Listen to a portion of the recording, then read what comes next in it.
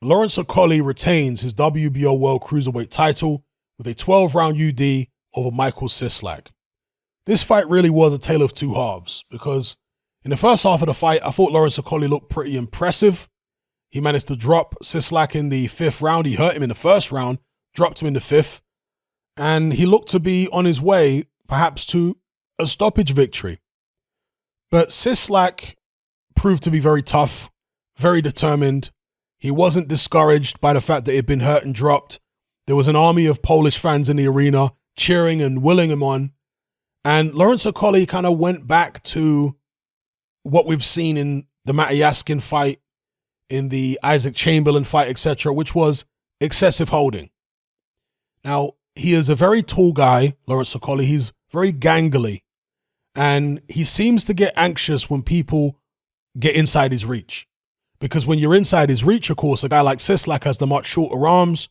He's in a better position to get the hooks off than Lawrence Okolie is with his 82.5-inch reach. You see it. And of course, some guys with very long arms, gangly guys, are able to shorten up their punches very effectively. But evidently, Lawrence Okolie isn't the best on the inside, and that's typical, to be honest. That's typical of a guy of those type of dimensions. But some guys, the atypical ones with those kind of dimensions, can still get real good shots off on the inside. Okolie is not generally one of those. I'm sure he's thrown some good short punches if you look back in some of his fights, but he's generally not so comfortable on the inside, okay? And that's what results in the leaning, the holding, and so on. And of course, with Cieslak, his frustration, that's what it looked like to me, at being leaned on and held, resulted in him punching Lawrence Okolie in the back of the head, which of course is also illegal. So you had both guys doing illegal things. Lawrence Okolie excessive holding in the second half of the fight, Cieslak constantly rabbit punching, and the referee did nothing about it.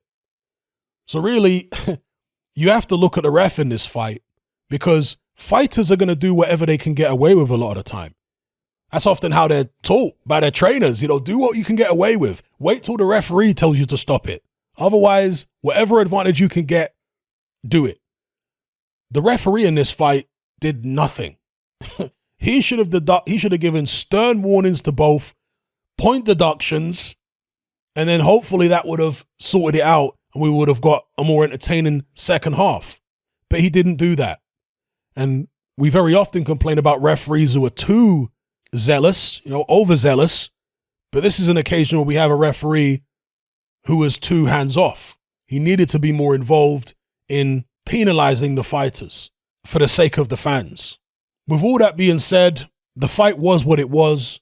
And it was a typical case. Again, in the first half of the fight, it was Lawrence Okolie getting that big right hand off, his jab off, his distance, his range, walking Cieslak onto punches, picking punches very well. Second half of the fight, Okolie maybe started getting a bit anxious that the guy was going to get close.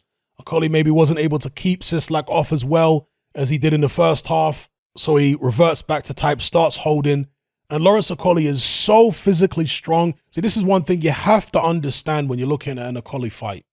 Because sometimes you'll see somebody saying, like, for example, when Klitschko used to clinch excessively. Oh, you shouldn't allow him to clinch him. It's his fault for being clinched. That's clearly when you're dealing with someone that's never been in a boxing ring.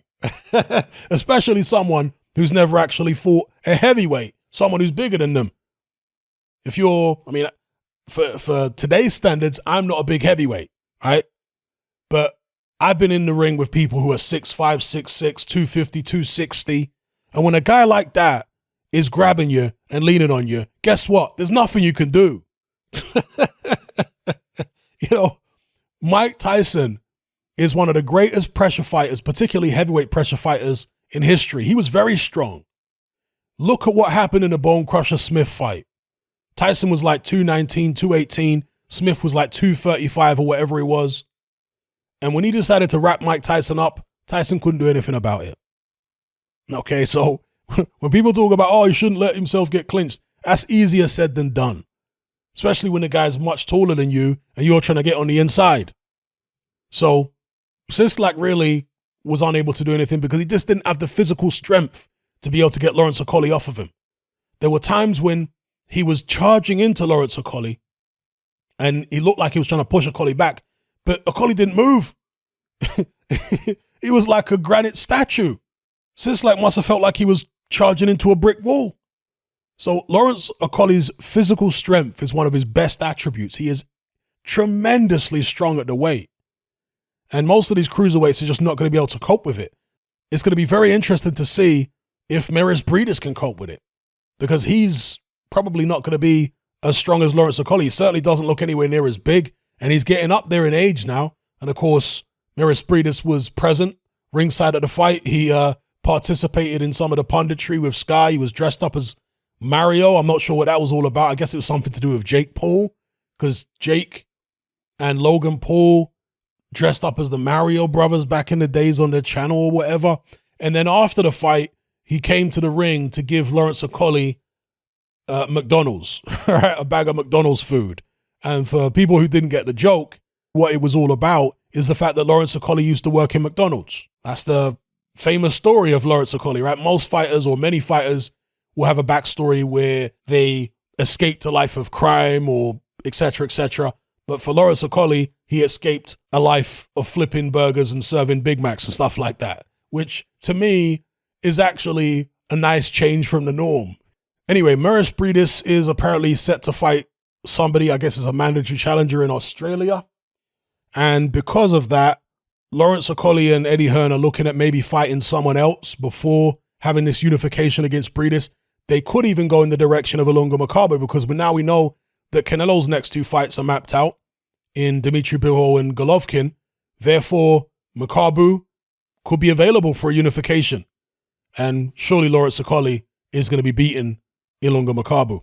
And that will actually put him in a better situation, in a better position, going into the Maris Breedis fight at the negotiating table.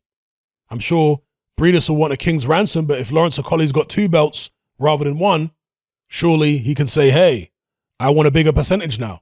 But yeah, as far as Lawrence Okolie's performance and the fight and so on, yes, it was a frustrating affair second half.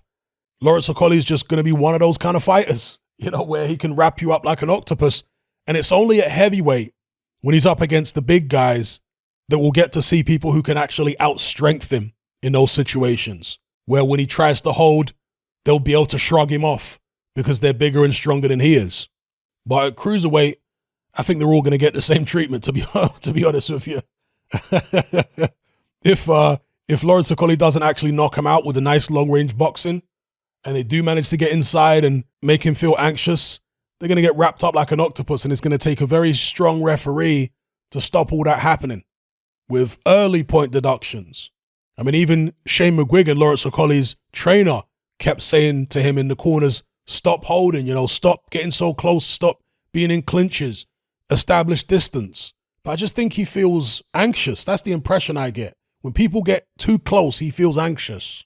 And so rather than moving around, which expends energy, he just finds it easier to hold them. It's like going into his safe space when he's in the clinch. Anyway, let me know what you guys think about all this in the comments below. And how do you think he'll fare against Maris Breedis or even Ilunga Makabu? Let me know.